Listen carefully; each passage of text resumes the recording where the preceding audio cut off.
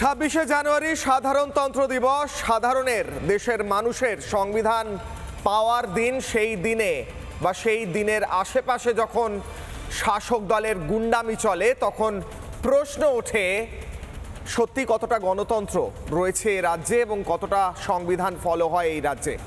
বিজেপির গোটা একটা সভা পুড়িয়ে জ্বালিয়ে দেওয়া হলো। দাউ দাউ করে জ্বলল বিপ্লব দেবের সভা মঞ্চ। প্রশ্ন উঠছে, যেভাবে সর্বসমক্ষে তৃণমূল কংগ্রেস রাজ্যের শাসক দল গুন্ডামি করছে, বিজেপির ওপর আক্রমণ করছে, বিরোধী কণ্ঠ রোধ করছে, প্রশ্ন উঠছে আর কতদিন এভাবে চলতে পারে।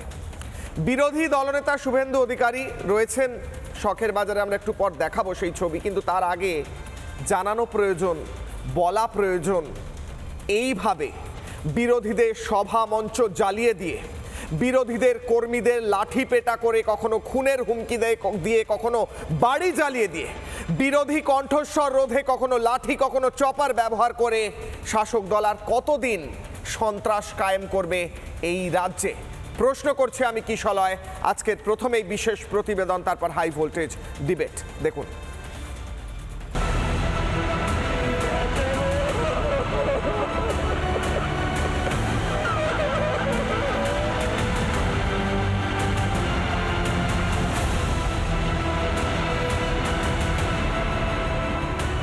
2011 সাল থেকে বাংলার মসনদে মমতা বন্দ্যোপাধ্যায় মুখ্যমন্ত্রীর পাশাপাশি 15 বছর ধরে রাজ্যের পুলিশ মন্ত্রীও মমতা বন্দ্যোপাধ্যায়।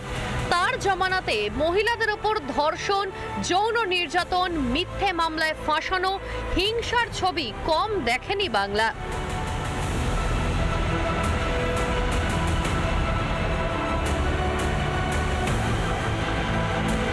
জনতার হাল বেহাল। যে মমতা বন্দ্যোপাধ্যায় বিরোধী থাকাকালীন একের পর এক ধর্মঘট ডাকতেন, তিনি এখন কার্যত বিরোধিতায় জুজু দেখছেন। রবিবারই বেহালায় বিপ্লব দেবের সভা মঞ্চ জ্বালিয়ে দিল ঘাসফুলের সৈনিকরা। দিন কয়েক আগে ওন্দায় বিজেপি নেতার বাড়িতে আগুন দিয়ে জ্যান্ত পুড়িয়ে দেওয়ার চেষ্টা করা হয়। এ কোন বাংলায় বাস করছি আমরা? বিরোধিতা গণতন্ত্রের অবিচ্ছেদ্য অঙ্গ, সেই অঙ্গকেই কেটে বাদ দিতে চান মমতা বন্দ্যোপাধ্যায়। গণতন্ত্রের মুখোশ পরে বাংলায় স্বৈরাচার কায়েম করাই কি লক্ষ্য তৃণমূল নেত্রীর? রিপাবলিক বাংলা। নানা ধরনের কন্টেন্ট দেখার জন্য লাইক করুন, শেয়ার করুন আমাদের ফেসবুক পেজ, সাবস্ক্রাইব করুন আমাদের ইউটিউব চ্যানেল। পাশাপাশি অন্যান্য ব্রেকিং নিউজের জন্য অবশ্যই চোখ রাখুন রিপাবলিক বাংলায়।